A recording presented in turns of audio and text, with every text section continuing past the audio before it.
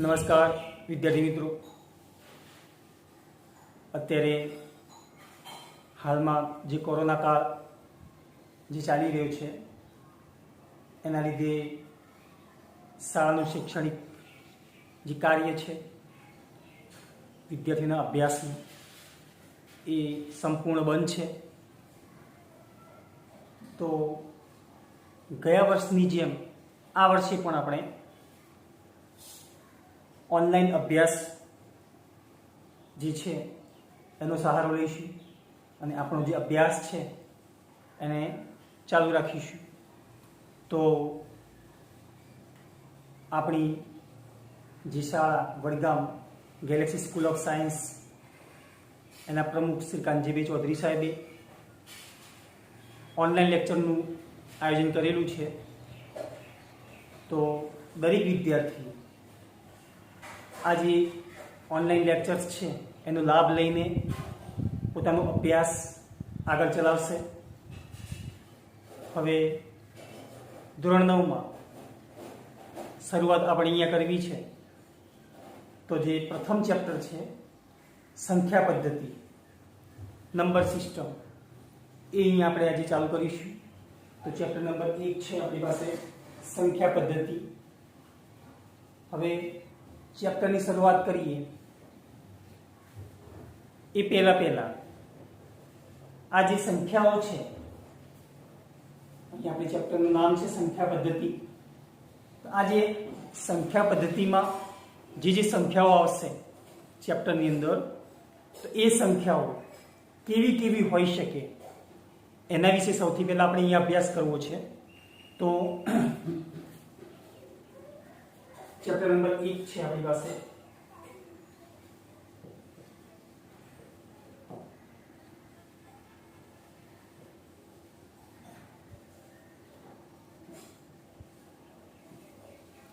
સંખ્યા પદ્ધતિ.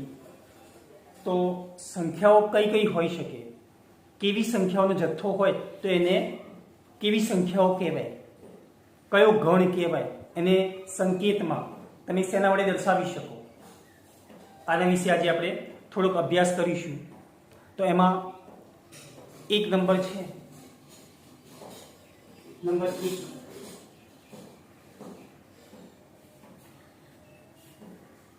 પ્રાકૃતિક સંખ્યાઓ, નેચરલ નંબર્સ.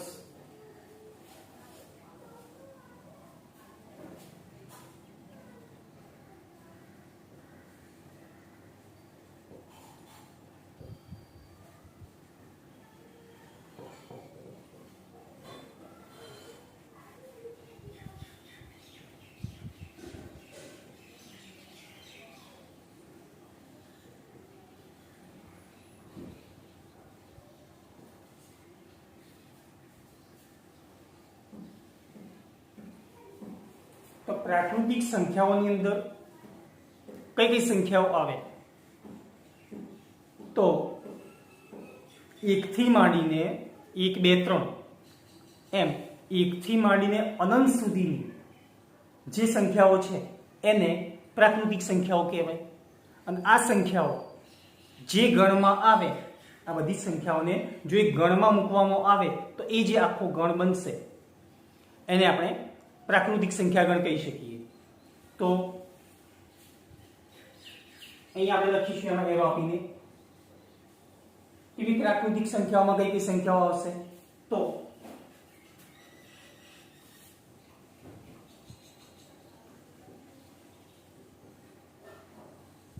પ્રાકૃતિક સંખ્યાઓમાં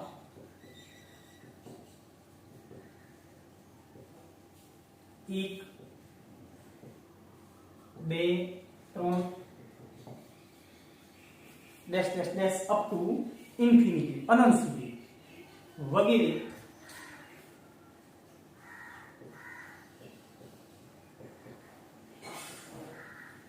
સંખ્યાઓનો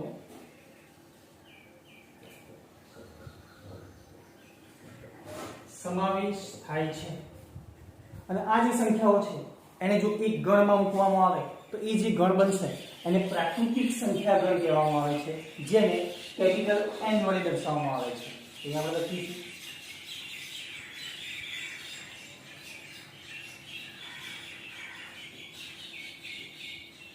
પ્રાકૃતિક સંખ્યાઓના ગણને પ્રાકૃતિક સંખ્યા ગણ કહે છે.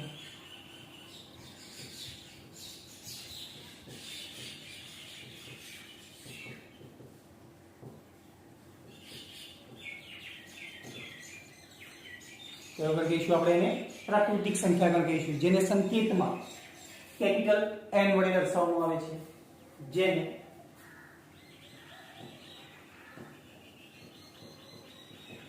સંકેતમાં કેપિટલ N વડે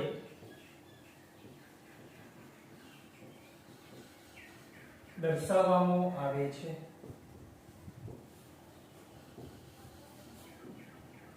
માટે n ગણને આપણે જો લખવું હોય તો માટે n ગણની અંદર કઈ કઈ સંખ્યાઓ આવશે? 1 થી માંડીને અનંત સુધીની 1 2 3 dash dash dash up to infinity. તો આ જે સંખ્યાઓનો ગણ છે એને આપણે પ્રાકૃતિક સંખ્યા ગણ n કહીશું. હવે પ્રાકૃતિક સંખ્યા ગણ n છે તો એમાં સૌથી નાનામાં નાની પ્રાકૃતિક સંખ્યા આપણી પાસે છે અહીંયા 1 છે. તો સૌથી નાનામાં નાની પ્રાકૃતિક સંખ્યા જે છે ને 1, એનું અહીંયા અસ્તિત્વ છે. પણ તમે જોઈએ સૌથી મોટી સંખ્યા કઈ છે આપણે જાણતા નથી. અનંત સુધી વિસ્તરેલી છે. છેલ્લી સંખ્યા કઈ હશે એ આપણે જાણતા નથી. અહીંયા આપણે લખી શકીએ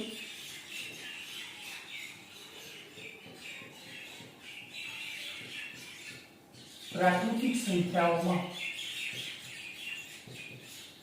સૌથી નાની સંખ્યા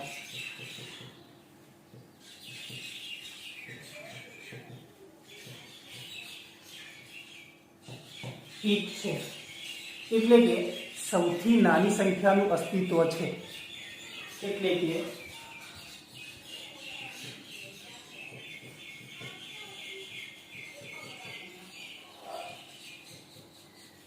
સૌથી નાની સંખ્યાનું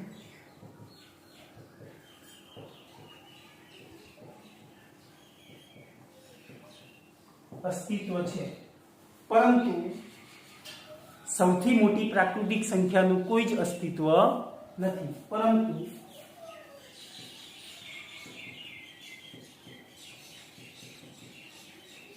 સૌથી મોટી પ્રાકૃતિક સંખ્યાનું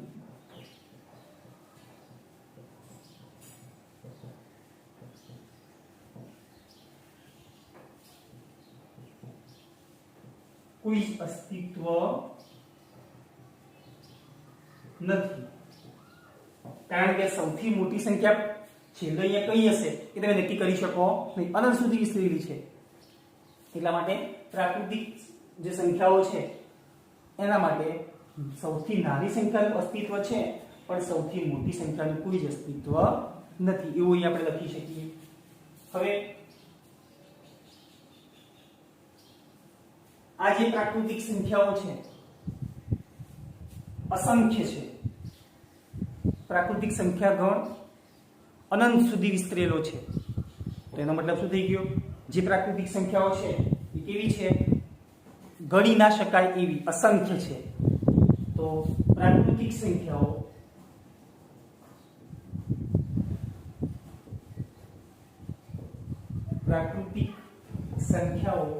અસંખ્ય છે.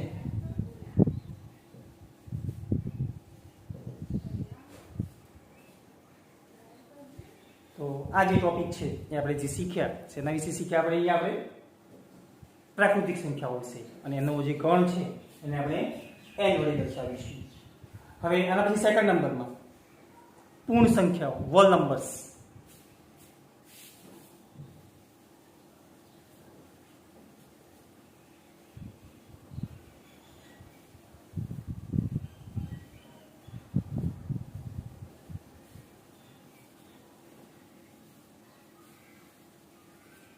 બે નંબર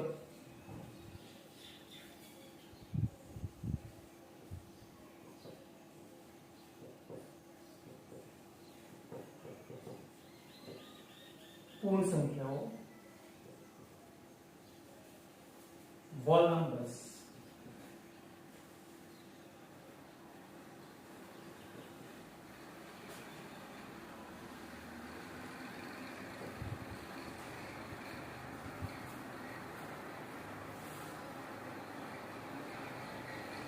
तो પૂર્ણ સંખ્યાઓમાં સૌથી પહેલા તો કઈ કઈ સંખ્યાઓ આવે એ આપણે જોઈએ. તો આપણે જોયું કે ભાઈ પ્રાકૃતિક સંખ્યાઓ છે એમાં 1 થી માંડીને અનંત સુધીની સંખ્યાઓ આવે. પણ જો આ જે પ્રાકૃતિક સંખ્યાઓ છે 1 થી માંડીને અનંત સુધીની, એની અંદર જો 0 ને ઉમેરી દેવામાં આવે તો સંખ્યાઓ કેવી બનશે? 0 થી માંડીને અનંત સુધીની સંખ્યાઓ બની જશે.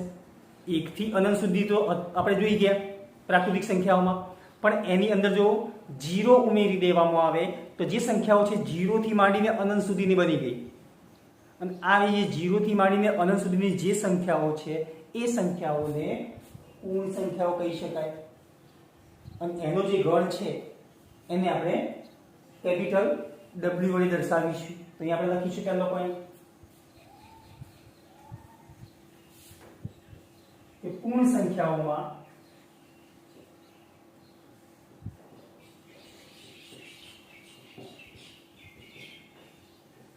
0, 1, 2, 3 dash dash dash up to infinity વગેરે સંખ્યાઓનો સમાવેશ થાય છે.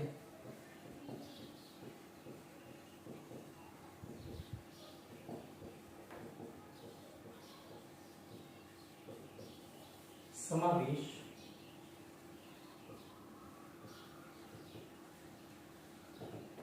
થાય છે. હવે આ જે પ્રાકૃતિક સંખ્યા આ જે પૂર્ણ સંખ્યાઓ છે એ પૂર્ણ સંખ્યાઓને જો એક ગણની અંદર મૂકવામાં આવે, એક ગણની અંદર આ જે પૂર્ણ સંખ્યાઓ છે એને જો મૂકી દેવામાં આવે તો જે ગણ બને એ ગણને પૂર્ણ સંખ્યા ગણ કહેવામાં આવે. કેવો ગણ કહીશું આપણે? એને પૂર્ણ સંખ્યા ગણ કહીશું, જેને સંકેતમાં કેપિટલ W વડે દર્શાવવામાં આવે છે. તો એના પછી આપણે ટોપિક લખીએ અહીંયા કે પૂર્ણ સંખ્યાઓના ગણને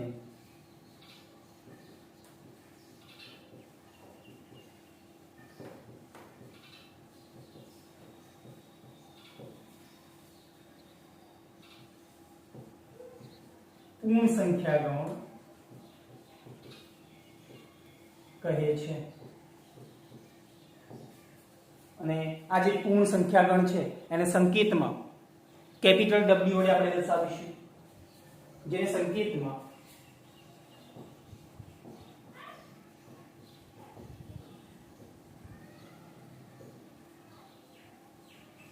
કેપિટલ W વડે દર્શાવવામાં આવે છે.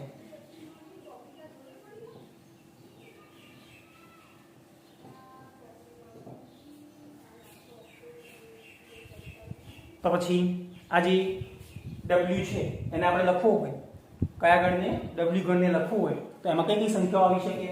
તો માટે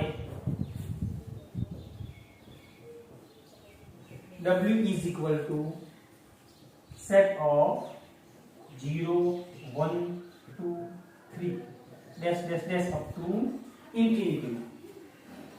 0 થી માંડીને અનંત સુધીની સંખ્યાઓ આવશે. કયા ગણમાં? W ગણમાં. n ગણમાં 1 થી માંડીને અનંત સુધીની આવે. W ગણમાં 0 થી માંડીને અનંત સુધીની સંખ્યાઓ આવશે. અહીંયા પણ આપણે જોઈએ કે આ જે પૂર્ણ સંખ્યાઓ છે એમાં સૌથી નાની પૂર્ણ સંખ્યા આપણી પાસે છે 0. તેનો મતલબ શું થઈ ગયો? કે પૂર્ણ સંખ્યાઓમાં સૌથી નાની પૂર્ણ સંખ્યાનું અસ્તિત્વ છે. તમે જોઈએ સૌથી મોટી પૂર્ણ સંખ્યા કઈ પાછળ આપણે નક્કી કરી શકીએ નહીં, અનંત સુધી વિસ્તરેલી છે. તો સૌથી મોટી પૂર્ણ સંખ્યાનું કોઈ જ અસ્તિત્વ નથી. અહીં આપણે લખી શકીએ કે પૂર્ણ સંખ્યાઓમાં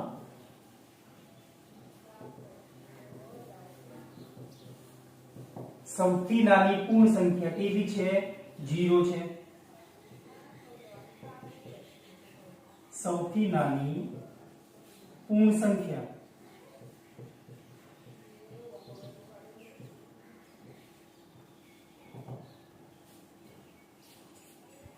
સૌથી નાની પૂર્ણ સંખ્યા 0 છે.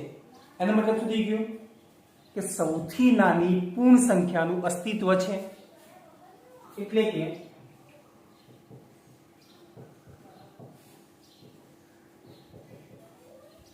સૌથી નાની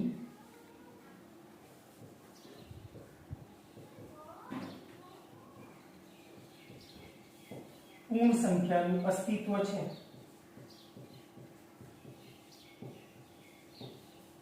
પણ તમે જોઈએ સૌથી મોટી પૂર્ણ સંખ્યા કઈ પાછળ અહીં આપણે નક્કી કરી શકતા નથી. તેનો મતલબ શું થઈ ગયો?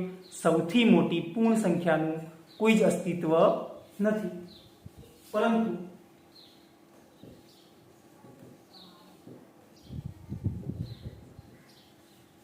સૌથી મોટી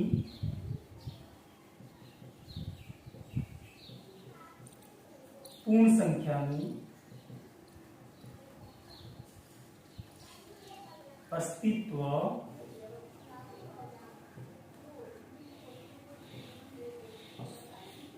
નથી. અને પ્રાકૃતિક સંખ્યાઓની જેમ આ પૂર્ણ સંખ્યાઓ છે એ પણ અસંખ્ય છે, અનંત સુધી વિસ્તરેલી છે. અહીંયા આપણે લખી શકીએ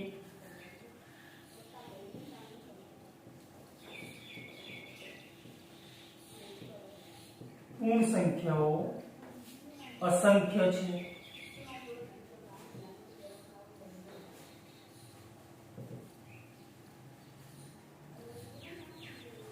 તો આ બીજો ટોપિક હતો આપણી પાસે પૂર્ણ સંખ્યાઓનો.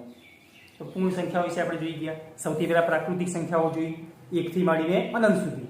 એના પછી પૂર્ણ સંખ્યાઓ વિશે જોઈ ગયા આપણે 0 થી માંડીને અનંત સુધી. હવે એના પછી પૂર્ણાંક સંખ્યાઓ આવશે. ત્રીજો ટોપિક છે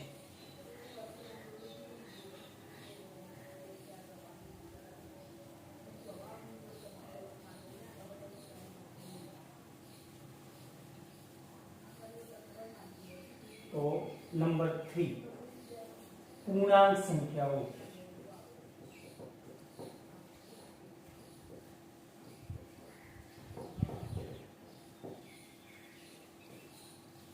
ઇન્ટીજર નંબર્સ કહેવામાં આવે ને.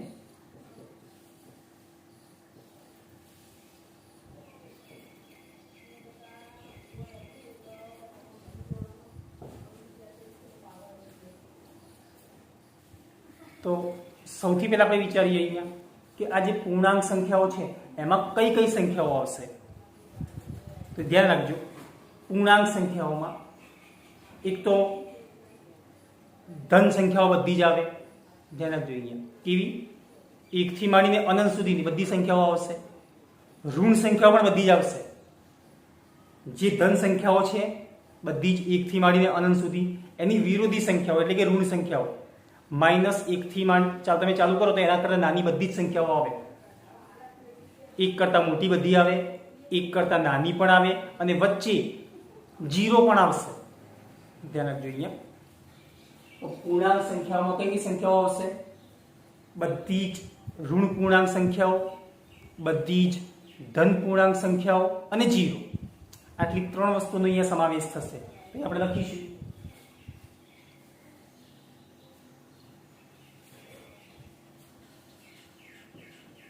કે પૂર્ણાંક સંખ્યાઓમાં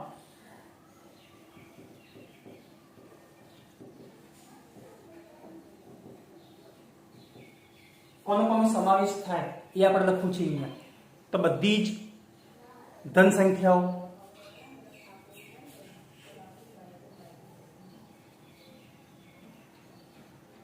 પૂર્ણાંક સંખ્યાઓમાં પ્રાકૃતિક સંખ્યાઓ, જેને આપણે શું કહીશું? પ્રાકૃતિક સંખ્યાઓ.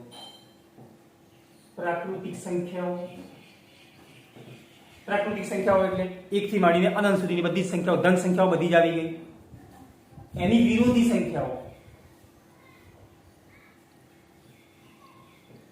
તો પ્રાકૃતિક સંખ્યાઓની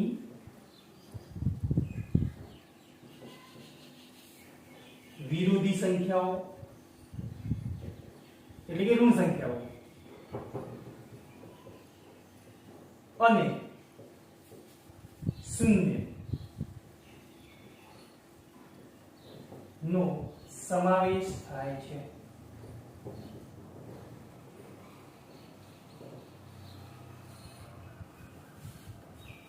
દાખલા તરીકે 0 આવે, 1 આવે, 2 આવે, 3 આવે, અનંત સુધી. આ બાજુ પણ -1, -2, -3. આ બાજુ બધી નાની સંખ્યાઓ મળશે. જેમ જમણી તરફ જઈશું એમ બધી મોટી સંખ્યા મળશે. તો આ જે છે એને પૂર્ણાંક સંખ્યાઓ કહેવામાં આવે છે. તો કઈ કઈ સંખ્યાઓ આવશે? પ્રાકૃતિક સંખ્યાઓ આવે, એની વિરુદ્ધ એટલે ઋણ સંખ્યાઓ થઈ ગઈ, અને વચ્ચે 0 પણ આવી ગયું. તો આપણે લખી શકીએ પૂર્ણાંક સંખ્યાઓના ગણને પૂર્ણાંક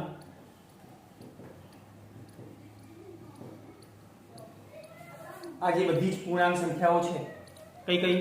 પ્રાકૃતિક સંખ્યાઓ, એની વિરોધી સંખ્યાઓ અને 0. એને જો એક ગણની અંદર મૂકી દેવામાં આવે, આ બધી સંખ્યાઓને એક ગણની અંદર મૂકવામાં આવે તો આ જે ગણ બનશે એ ગણને પૂર્ણાંક સંખ્યા ગણ કહેવામાં આવે છે, જેને સંકેતમાં કેપિટલ Z વડે દર્શાવીશું આપણે અહીંયા.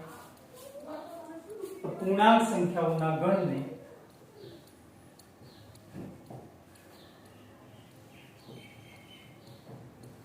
પૂર્ણાંક સંખ્યા ગણ કહે છે, જેને સંકેતમાં કેપિટલ Z વડે દર્શાવવામાં આવે છે. જેને સંકેતમાં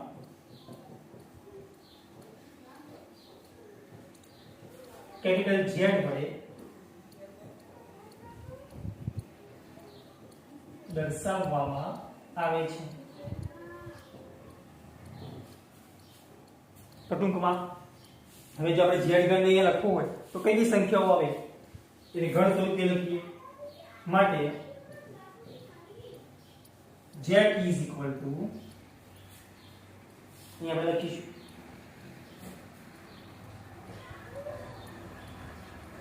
માઈનસ સંખ્યાઓ બધી આવશે, વચ્ચે 0 પણ આવશે, અને ધન સંખ્યાઓ પણ આવશે. બધી સંખ્યાઓ આવે એની અંદર. આ બધી જ પૂર્ણાંક સંખ્યાઓ આની અંદર આવશે. હવે આના પછી એક ટોપિક આપણે અહીંયા લઈએ કે ભાઈ આની અંદર આ બાજુ બધી નાની સંખ્યાઓ છે, આ બાજુ બધી મોટી સંખ્યાઓ છે. તો પૂર્ણાંક સંખ્યાઓ જે છે એમાં સૌથી નાની સંખ્યા કઈ? સૌથી નાની પૂર્ણાંક સંખ્યા કઈ હોઈ શકે? આમાં આપણે જાણતા નથી. નાની સંખ્યા કઈ આવશે એ આપણે અહીંયા જાણી શકીએ નહીં, કારણ કે અનંત સુધી વિસ્તરેલી છે. એ જ પ્રકારે સૌથી મોટી સંખ્યા કઈ એ પણ આપણે જાણતા નથી. આનો મતલબ શું થઈ ગયો? પૂર્ણાંક સંખ્યાઓ જે છે એમાં સૌથી નાની સંખ્યા તેમજ સૌથી મોટી સંખ્યાનું કોઈ જ અસ્તિત્વ નથી. અહીંયા આપણે લખીશું કે પૂર્ણાંક સંખ્યાઓમાં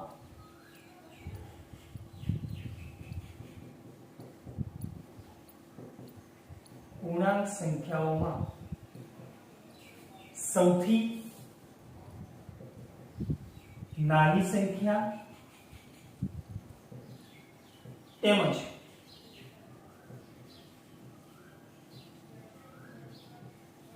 સૌથી મોટી સંખ્યાનું અસ્તિત્વ નથી.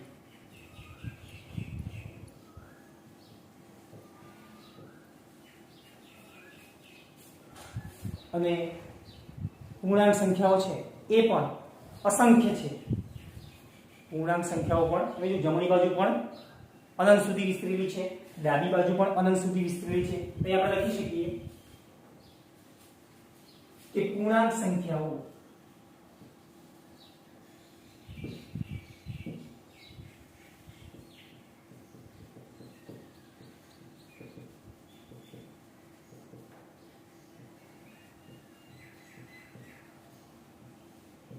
અસંખ્ય છે, એ પણ અનંત સુધી વિસ્તરેલી છે. તો આ પૂર્ણાંક સંખ્યાઓ વિશે આપણે જોઈ ગયા. 3 ટોપિક આજે આપણે જોયા: પ્રાકૃતિક સંખ્યાઓ, પૂર્ણ સંખ્યાઓ અને પૂર્ણાંક સંખ્યાઓ. હવે આના પછી સમમી સંખ્યાઓ વિશે આવશે. એ આપણું જે નેક્સ્ટ લેક્ચર આવશે એની અંદર આપણે જોઈશું. તો આજનું તમારું જે હોમવર્ક છે એ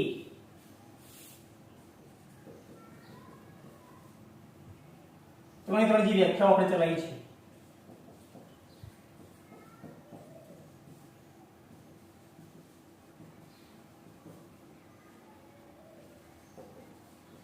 મેં નોટબુકમાં એક વખત રફની અંદર 3 વખત લખીને તૈયાર કરવાનું રહેશે. આ જે છે એ તમારું હોમવર્ક છે. હવે આના પછી સમય સંખ્યાઓનો જે ટોપિક છે એ આપણું જે નેક્સ્ટ લેક્ચર આવશે એની અંદર આપણે જોઈશું. Thank you.